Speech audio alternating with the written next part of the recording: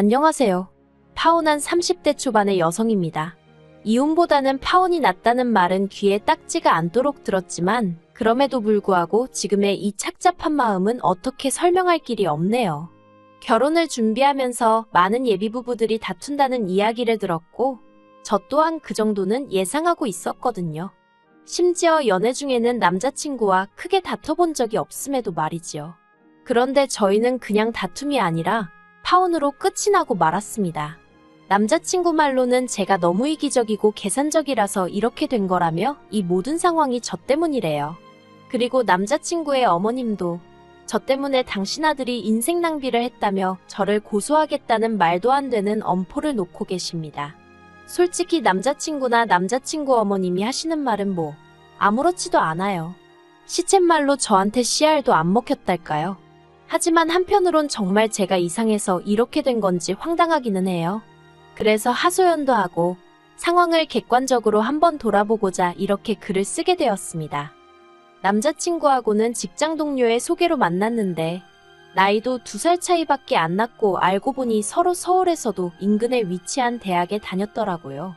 그래서 첫 만남부터 대화거리가 끊이질 않았고 사귀는 1년 동안 비교적 무난하고 원만하게 만났어요. 둘 다 데이트를 하는 날이 아니면 집하고 직장 정도를 오가는 패턴이라서 서로 크게 신경 쓰이게 하는 것도 없었거든요. 그리고 무엇보다도 회사는 달랐지만 둘 다 공기업을 다니고 있다 보니 결혼 이야기가 오가는 와중에도 경제적인 부분은 크게 염려하지 않았었지요. 그런데 남자친구에게 프로포즈를 받고 처음으로 예비시댁의 결혼 허락을 받기 위해 인사를 드리러 갔다가 남자친구의 집안 형편이 넉넉지 못하다는 사실을 알게 되었습니다. 사실 데이트하는 동안에는 남자친구가 오빠라곤 해도 2살 차이밖에 안 나다 보니 거의 더치페이를 하면서 만났거든요. 그리고 한 달에 2-3번 데이트를 하는 수준이었으니 남자친구에게도 저에게도 크게 부담되는 수준이 아니었고요. 그래서 남자친구의 경제력에 대해서 크게 고민해 본 적이 없었는데 예비시댁에 대해서 약간 이야기를 해보자면 일단 어머님의 경우 평생을 전업주부로 사셨다 들었습니다. 남자친구나 남자친구 어머님 본인이 말씀하시길 체력이 약해서 어디 남의 밑에서 일할 사정이 안 되었다고요. 그리고 아버님은 사업을 하셨지만 몇 번의 실패를 거듭하시고 지금은 지인의 건물 관리 일을 하고 계시다는 거예요. 솔직히 직업에 귀천이 없다고 생각하고 저라고 얼마나 잘났다고 생각해서 이런 이야기를 하는 것은 결코 아닙니다. 하지만 문제는 사정이 그렇다 보니 아버님 연세가 66이셨음에도 불구하고 노후 준비가 전혀 되어 있지 않아 일을 당장 쉬실 수 없는 형편이었고 나아가 저희가 결혼을 한다고 해도 별다른 도움을 주실 수 없겠더라고요. 그래서 이후로 저는 며칠의 고민 끝에 남자친구에게 우리 돈 이야기를 안 할 수 없지 않냐며 먼저 말문을 열었습니다. 정확히 지금 얼마를 가지고 있고 혹시 주식이나 어디 투자해 놓은 건 있는지 그런 것도 한번 서로 이야기를 해보자고요. 그랬더니 남자친구가 좀 당황해하더니 그런 게 중요하냐입니다. 자기가 얼마 버는지 제가 알고 있으면 된 거 아니냐고요. 그래서 그럼 결혼 준비며 신혼집이며 그런 거 할 때는 누구 돈으로 어떻게 할 거고 예산은 어떻게 잡냐고 제가 따지듯 물었더니 한다는 소리가 그런 건 미처 생각을 못했다나요.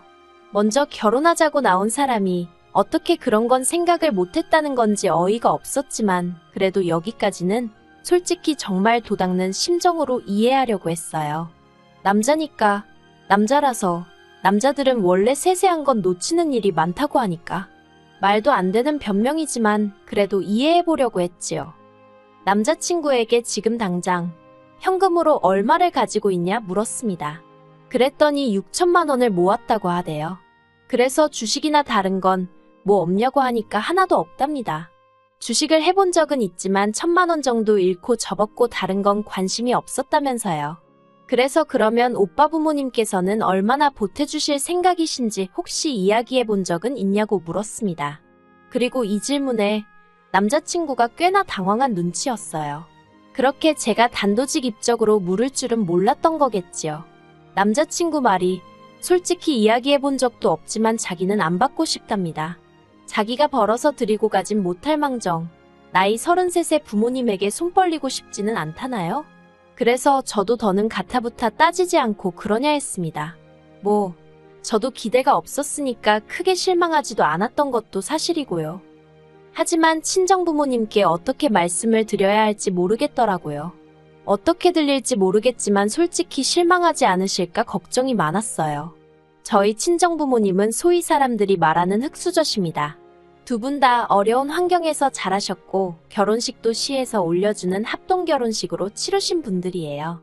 그래도 두 분 특유의 근성과 부지런함으로 가난을 극복하셨고 지금은 어디 가서 적어도 아쉬운 소리는 안 하고 사실 형편은 되십니다. 그리고 몇 년 전 부동산 투자가 떠오르기 시작한 시기에 저에게 결혼 자금을 미리 주는 거라 하시며 2억을 주셔서 제가 그 돈에 대출 1억 5천을 더해 직장 근처에 아파트를 샀고요. 그런데 아파트를 산 이후로는 버는 족족이 대출을 갚다 보니 솔직히 당장 들고 있는 현금은 500만 원 남짓이 전부였어요.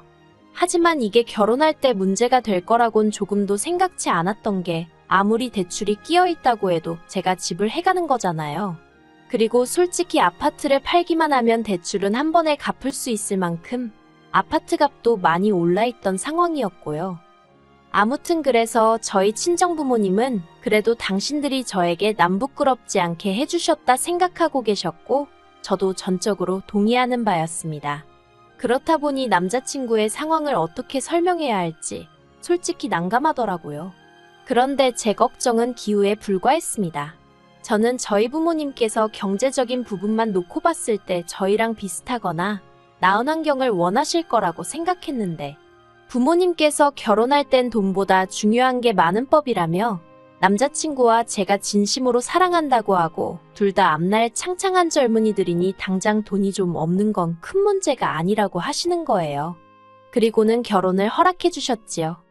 그래서 저는 시쳇말로 까놓고 말해서 남자친구 쪽에서 저나 저희 부모님한테 고마워할 거라고 생각했어요. 생색내자고 유세 부리자고 하는 소리가 아니라 솔직히 아무리 세상이 바뀌었다고 해도 여자 쪽에서 7억이 넘는 아파트를 해가는데 남자 쪽에서 6천만 들고 오는 게 흔한 일은 아니잖아요. 그렇다고 저희 부모님이 남자친구 쪽에다 이거 해와라 저거 해와라 하신 것도 아니고요. 오히려 시계며 정장이며 뭘 해줘야 하냐고 고민을 하시는 분들이셨습니다. 그런데 세상살이가 다 제 마음 같지 않다더니 남자친구 쪽에서 나온 이야기는 정말 예상 밖이었어요. 양가에서 결혼 허락을 받고 조금씩 결혼 준비를 해나가는 중이었는데 하루는 남자친구가 집에 관해서 할 이야기가 있다고 하더라고요.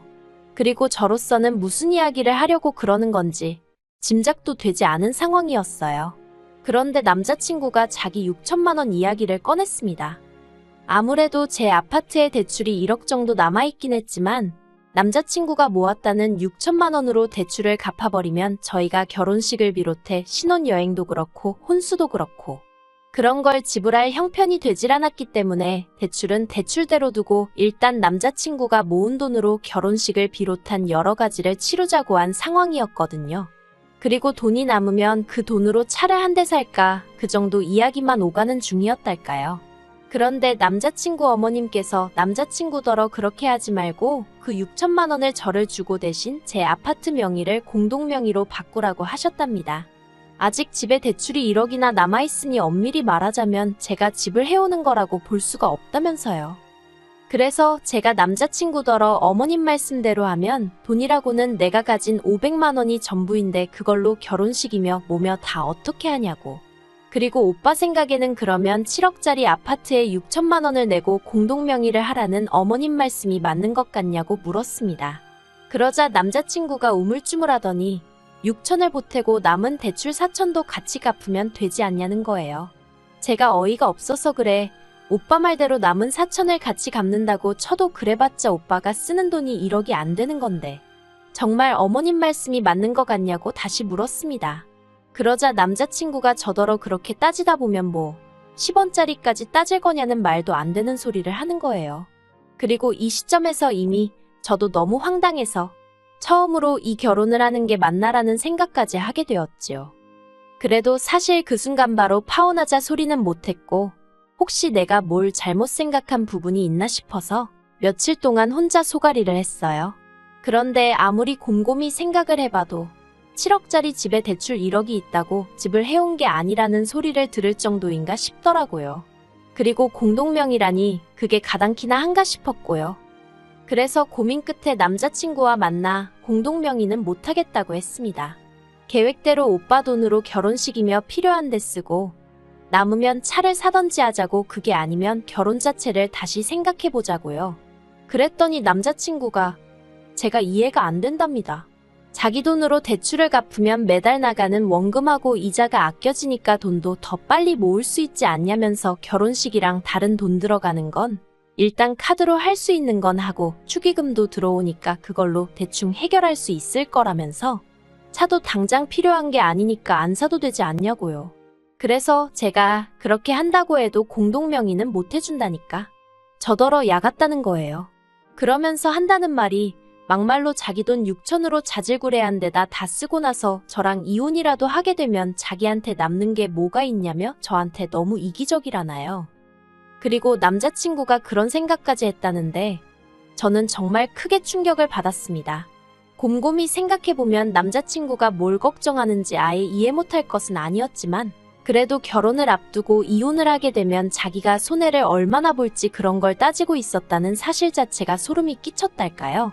그래서 그전까진 제가 남자친구가 행여 기분이 상하진 않을까 싶어서 돈에 관해서는 할이야기를 돌려서 하기도 하고 한마디로 정말 배려를 했는데 말귀를 못 알아들어 먹는 건지 말이 안 통하는구나 싶어서 대놓고 말하기 시작했어요. 그런 식의 논리면 나야말로 오빠 말대로 공동명의해줬다가 이혼이라도 하게 되면 어떻게 하냐고요. 그러자 남자친구가 그러니까 이혼을 안 하면 되는 거 아니냐며 화를 내는 거예요. 사귀는 동안 의견이 늘 일치하는 것은 아니었지만 그래도 말이 안 통한다 싶은 적은 없었는데 남자친구가 보이는 뻔뻔한 태도에 저는 정말이지 두 손 두 발을 다 들고 싶은 심정이었습니다. 그래서 남자친구더러 아무래도 우리 결혼은 다시 생각해보는 게 좋겠다고 했어요. 그리고는 남자친구에게 오빠 도움이 없어도 빚은 내가 혼자 갚을 수 있고 차도 내가 필요하면 살 능력은 된다고. 나는 오빠가 가진 게 없어도 딱히 바라는 게 없었는데 오빠는 그게 아닌 것 같으니 결혼은 안 하는 게 낫겠다 했습니다. 그런데 정말 가증스럽게도 제가 자기 예상보다 세게 나가서 그런 건지 갑자기 꼬리를 내리는 거예요. 아무래도 자기가 표현을 잘못한 것 같다면서 그런 뜻이 아니었다나요? 하지만 그날 이후로 저는 남자친구의 모든 연락을 거부하기 시작했습니다. 헤어지자고 말은 해놨으니 막말로 남자친구 쪽에서 받아들이든 받아들이지 못하든 그건 제 알바가 아니라고 생각했거든요. 그러자 남자친구는 처음엔 전화를 그렇게 해대더니 1시간에 10몇 개에 달하는 문자를 보내기 시작했고 급기야는 제 회사 이메일 주소로 사적인 이메일까지 보내는 게 아니겠어요. 자기도 사회생활하니까 회사 메일로 사적인 내용을 보낸다는 게 서로에게 얼마나 좋지 못한지 뻔히 알면서 그러더라고요. 그리고 남자친구의 찌질하고 경솔한 행동에 저는 그나마 남아있는 정도 뚝뚝 떨어지는 듯 했습니다. 그리고 급기야 어떻게 된 건지 한 번밖에 뵌 적 없던 남자친구 어머님까지 저희 회사 앞으로 찾아오셨더라고요. 너무 당황스러웠지만 로비에 보는 눈도 많고 아는 얼굴들도 있어서 일단 근처 카페로 모시고 갔어요. 그리고는 어떻게 무슨 일로 오신 거냐 물었습니다. 남자친구에게 저희 헤어진 거 못 들으셨냐고도 했고요. 그러자 그 일 때문에 오셨다면서 저더러 너무 괘씸해서 한마디 하러 오셨다나요. 황당했지만 여전히 회사 근처라서 저도 똑같이 큰 소리를 낼 수도 없었고 그래서 일단은 듣고만 있었어요. 그런데 남자친구 어머님 말씀이 정말 하나하나 가관도 아니더라고요. 당신 아들 나이가 33으로 저만 아니었으면 더 참하고 잘난 여자를 만났을 수도 있다면서 제가 당신 아들의 시간을 낭비하게 만들었답니다.